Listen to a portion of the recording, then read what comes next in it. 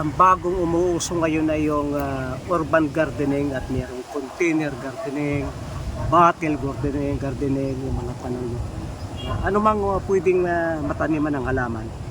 At itong gustong-gusto ko ay yung gagamit tayo ng buti ng galon ng mineral water. Ang aking dahilan, ito'y 10 taon na ay buo pa.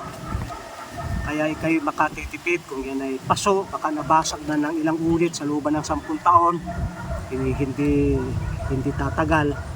At na pwedeng isingit sa pwedeng ilagay sa taas ng bahay, doon sa rooftop, pwedeng ilagay sa kusina na nasisikatan ng araw, pwedeng ilagay sa mga tabihan ng daan, ihanay mo.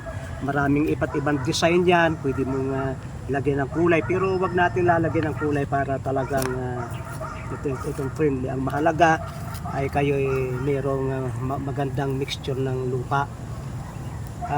May mabibili kayo sa online, pero madidismaya kayo, hinalo lamang na 2 klase lang.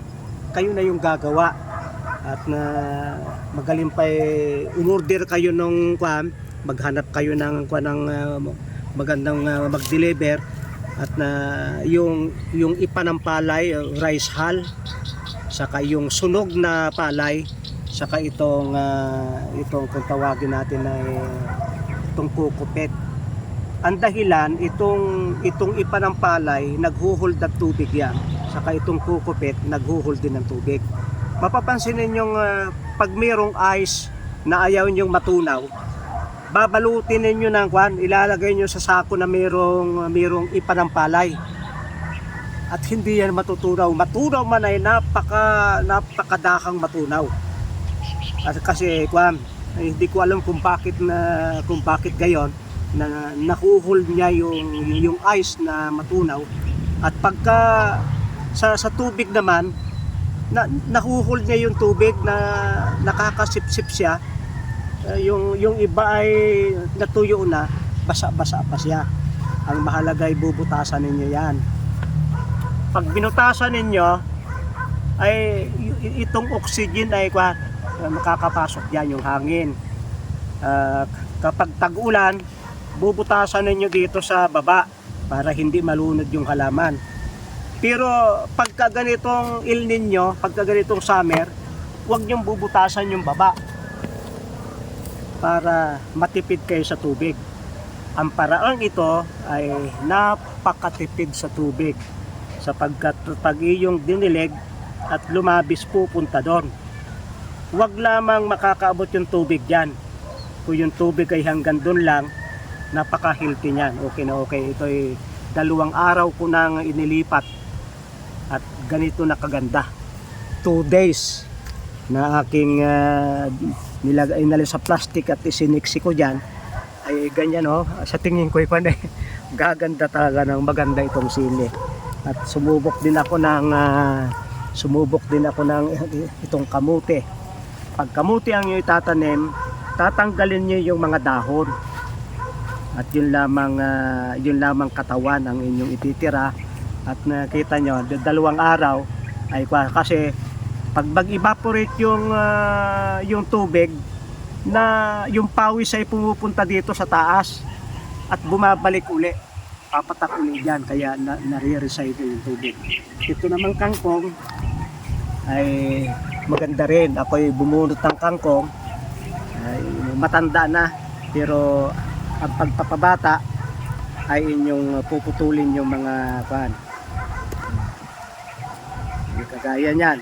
Puputulin, huwag kayo manghinayang. Kung gusto ninyong bumata ang isang halaman, yun yung puputulin. Pag pinutol ninyo yan, huwag kayong manghinayang. Doon yung susuloy sa puno. Ay pag yan ay pinahaba nyo na pinahaba, ay di kaya kung gusto niyo bumata, puputulin niyo yung kangkong doon may puno at susuloy yun siya. Sa Bakatuwid ay mayroon akong 4 na Wilkins. Ang bili ko ay 15 de 60. Ito ay kung magagamit ng 10 years, ay di bagay napakalaki ng mura at malaki ang tubig. At isa pang mahalaga ay Kahit ito hindi ganong mataba, huwag kayong mabahala na yan ay hindi ganong mataba. Ang mahalaga ay yung ididilig ninyo ay mataba. Kung yan ay mga katas ng mga gulay, mga tira-tira na inyong binabad sa tubig, ang magaganda yung mga pinagbalatan ng kamote, pinagbalatan ng gabi, ng mga bago, mga pitsayan, mga prutas, durug-durugin ninyo, pwedeng lutuin, tapos ay para lumambot, pwede namang hindi. Ang gusto kong pantiligay ito, yung mayroong kasi ay kwan, ang didiligin natin ay itong mga ganito. Huwag kayong magdidilig ng tubig lang, kaya yung iba ay payat yung halaman kasi ang dinidilig ay tubig lang. Kung tayo ay kumakain maga, tanghali at hapon at ang kinakain natin masustansya, sa tuwing tayo magdidilig masustansya rin ang kwan. Kaya ito yung kwan, mayroong maisusuot natin doon, no? Maisusuot natin.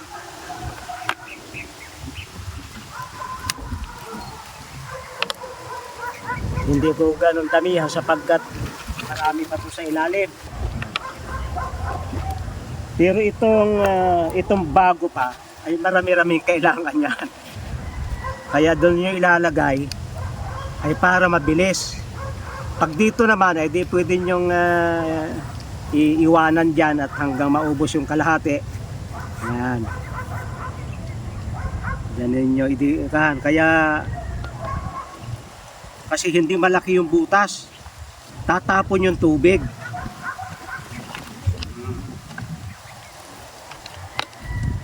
Pag kayo magtatanim, depende sa laki ng inyong itinanim.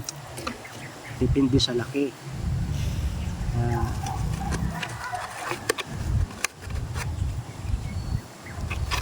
Maliliit pa itong ating itatanim. Pero yan ay pwede na. Pag kayo yung puwitan ang inyong hahawakan at inyong pipisilin para pagkat ito ay batang-bata pa, wala pang ugat dito sa ilalim, pero pwede na rin yan. Pwede nyong ilagay dun sa kahit sa medyo ilalim na, hayaan nyo dun muna siya at lalago yon. Pag matas-tasa, saka nyo ilalabas. Oh, pag diyan sa ilalim ninyo nilagay, mahirap malantayan. Kaya diyan muna sa ilalim ninyo ilagay. Pagkatapos ay diligin ninyo. At kapag yan ay pwede nyo ilabas. Di kaya, pwedeng dito na ninyo pataasin. Ito yung pinakataas niya. Dito nyo palalabasin. Kaya i-guide lamang ninyo sa ilalim. Kung dito nyo plano, ay di pagkahihiwi doon, ay di ikakuha nyo ng daliri, abot naman ng daliri yan, oh. Yan. Pero kung dito nyo gustong palabasin, ay di dito ko gustong palabasin dahil lang sa yung mga pinagkainan ng papaya, diyan ko ihuhulog. Ay di hanggang dyan lang yung puno, ano. Pwedeng mapuno hanggang dito yan, ng unti-unting nabubulok. Huwag lamang yung umiinit at ito'y masusunog. Kaya dito ko ilalabas, maghuhulog ako ng mga balatang saging dyan, mga balatang pakwan, para pagkain din ito. Yan. Ngunit ito naman ay madali. Pwede nyong ihanay ng maiksi lang.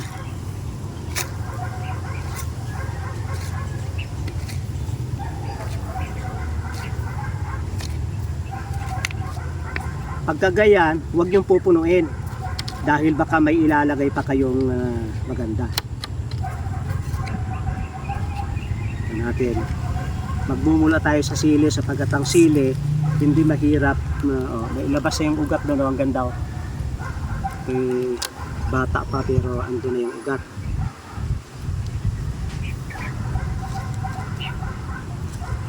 Sapagkat ito'y walang butas doon sa ilalim, ingat-ingat kayo na baka malunod yan.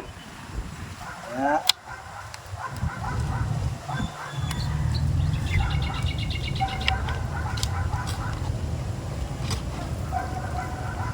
Yung aking pandilig, may may duckweed. Yung iba'y usula, may usula kami dyan para mayaman sa fruit at mga mineral, mabubulok yun dyan at magiging abuno nung mga nasa buti kasi mahirap magpaganda ng nasa buti at limitado yung pagkukunan, kaya dapat ay may mag-produce kayo. Ito'y baka, dumi ng baka ito. Pinalo natin sa tubig, pwede nyong gawing powder para maganda-ganda at gagamit tayo ng dalawa nito, kaya pinakita ko sa inyo itong ating paunang demo kung paano magtatanim sa galon. Maraming salamat sa inyong pagsubaybay sa Natural Wellness si Pastor Vito.